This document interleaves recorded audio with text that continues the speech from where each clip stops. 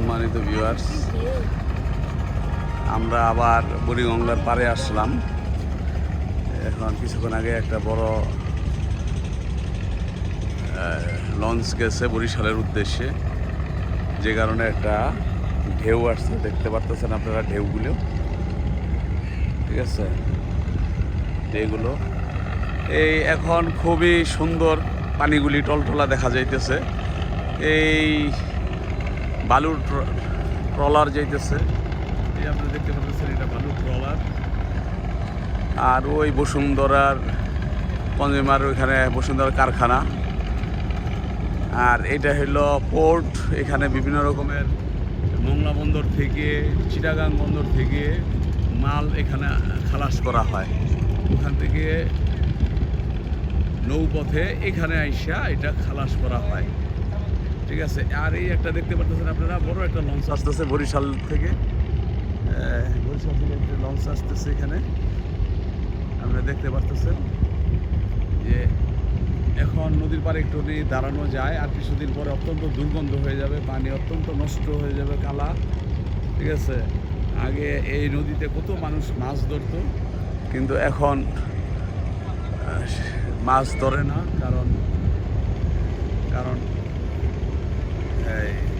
নদীতে শাকার মাছ ভরা। আপনারা দেখতে পাচ্ছেন, এই যে বরিশাল থেকে লঞ্চ আসছে, চাঁদপুর থেকে এই যে একটি লঞ্চ আসছে, আপনারা দেখতে পাচ্ছেন।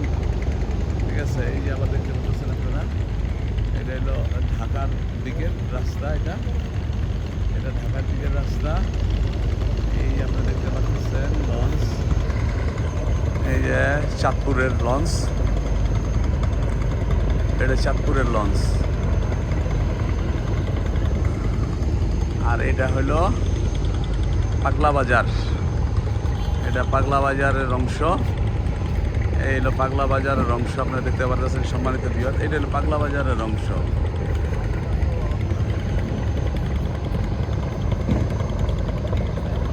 জি ভাই, আসসালামু আলাইকুম ভাই। কি নাম ভাইয়ের? মহসিন কবির। মহসিন কবির ভাই, কি এলাকায় থাকেন? জি, এই এলাকায় থাকেন।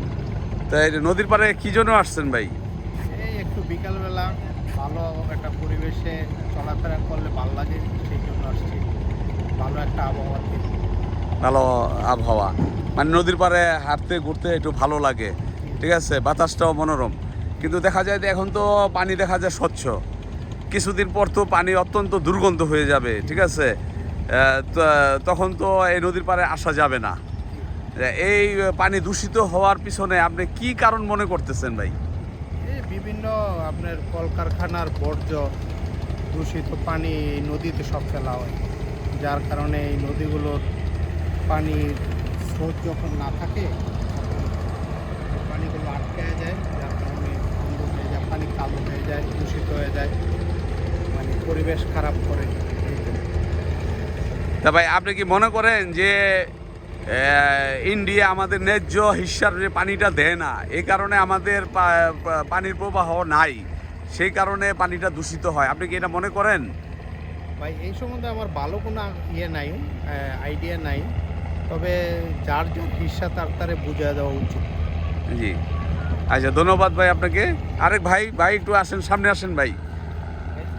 জি ভাই, কি নাম আপনার ভাই? আমার নাম ইমরান হোসেন বাবু। ইমরান হোসেন, আপনি কি এখানেই থাকেন? জি, কি করেন এখানে? এখানে ব্যবসা করি। ওই সুপার মার্কেটে বা কাপড়ের দোকানে বা এরকম? যাই হোক ভাই, তা এই যখন নাকি নদীর পাড়ে আসেন, সারাদিন ওখানকার ব্যস্ততার পরে নদীর পাড়ে আসেন একটুখানি মনটাকে ফ্রেশ করার জন্য, তাই না? তা ভাই, এই যে এখন তো পরিবেশটা খুবই ভালো, এখন তো আইসে একটু দাঁড়ানো যায়, একটু মনটাকে একটু প্রফুল্ল করা যায়। তো দুদিন পর তো দেখা যায় যে অত্যন্ত পানি এই দূষিত হয়ে যাবে, তখন কি কেমন লাগবে মনে করেন? না, সেটা তো অবশ্যই, মানে যখন নষ্ট হয়ে যায় দেখতে খারাপ লাগে, আর গন্ধের জন্য আসা যায় না, অত্যন্ত দুর্গন্ধ হয়। দুর্গন্ধ।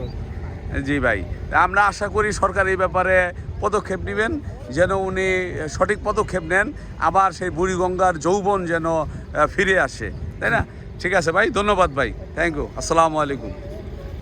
আমরা চাই আমাদের এই বুড়িগঙ্গাকে রক্ষা করা হোক, বুড়িগঙ্গার সীমানা কোনো বুড়িগঙ্গা নয়, বুড়িগঙ্গার পানি, বুড়িগঙ্গার স্বচ্ছ পানি আমাদের কাম্য।